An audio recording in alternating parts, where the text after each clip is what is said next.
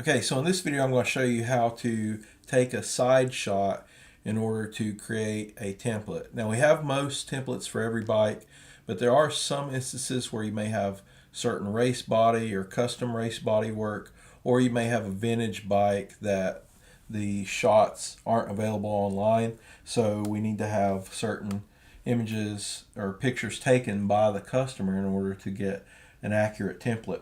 So first thing I want to talk about is a concept called lens distortion. So I just want you to know that if you shoot with a wide angle lens, sometimes you'll get distortion where what's closer to the lens, obviously his nose, the front of his nose is closer than his shoulders or his ears. So you can see the nose appears bigger and then the ears don't appear quite as big. And this right here is one that's zoomed in. So this one's doesn't have any distortion, so the sizing of what is far away looks accurate compared to what is closer, which would be the front of his nose. Let's go into, let's remove this. Let's go into a couple shots of bikes. So this one right here, you can tell it was taken with the camera close to the bike, and that's because you can see a little bit of distortion. It looks like this part of the tires are kind of swooping out, and you can also see this kind of crescent shape on the rims.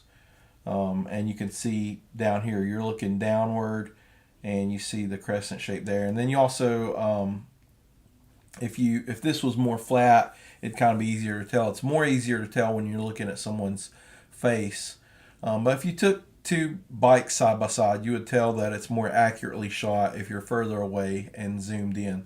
So I don't mean how much of the bike is in the photo. I don't mean zooming in that way. I mean you need to step at least maybe 20 feet away from the bike and be straight on and then zoom in. So a lot of people take shots with their phone and iPad. That's fine. Most phones have a wide angle. Like if you look on an iPhone now and you look at your lenses, there's more than one lens. I've got an iPhone, I'm not even sure what number it is, an 11 maybe, and it has 3 lenses. So that's the purpose of those lenses. It'll automatically switch, and if you're further away and you're zooming in on something, it'll take the picture more flat, and that's what we want. We have to get the accurate side shot without lens distortion.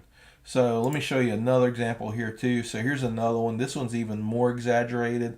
Now this one's kind of, the previous one was kind of shot above the bike, so you can see the top of the tank and the seat there. This one's kind of shot below the bike. It's on a kickstand leaning away, and then this person may have even kneeled down to take a shot. But you can see the distortions. This tire, it looks like an ellipse. This tire looks like an ellipse. You can see the deep crescents here on the edge, and it looks like this end of the tire kind of shoots out. That's what we do not want. So if we set up a template this way, the tail would actually, as we cut up the cutout for the template, the tail would be way smaller than it needs to be, and the front fender would be way smaller than it needs to be. So to do this accurately, what you have to do is step far away, so 20 to 30 feet, and then zoom in. And when you do this, you'll get a very flat image that doesn't have lens distortion. So if you look at this one, the rims look perfectly circular. You don't really see a lot of that crescent shape where you're looking down on one quadrant or one side of the rim. You kind of have a very even round rim. And then if you spec this out, the relationships of sizes, appropriate sizes of the tail to the accurate size of the tank to the accurate size of the front fender, they're all going to be more accurate. Now, in addition to this, the person who zoomed in on this, they may have kneeled down to where the camera is about level with the handlebars. So that's what you want to do. You don't want to be too above the handlebars, and you don't want to be too below the handlebars. So as a matter of fact, a lot of people do not have a way to hold up the bike straight up and down. That's also crucial. So some people don't have track stands. So you may have to have somebody standing behind the bike holding it up, and making sure it's perfectly straight, making sure the forks are straight for them to hold it up. Because if you put it on a kickstand and lean it over, you wouldn't be able to get a good straight on view with it either. So anyway, so then what you're going to do is you're going to send me this side shot. You can do the left and right. Most of the time I just need one side. And you also, here's what you're going to be measuring. You're going to be measuring the wheelbase.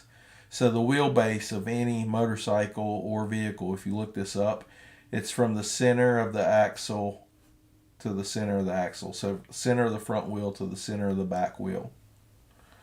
That's what you're going to measure. On most bikes, that's going to be around 55 or 56 inches. Most sport bikes. Some cruisers are obviously longer than that.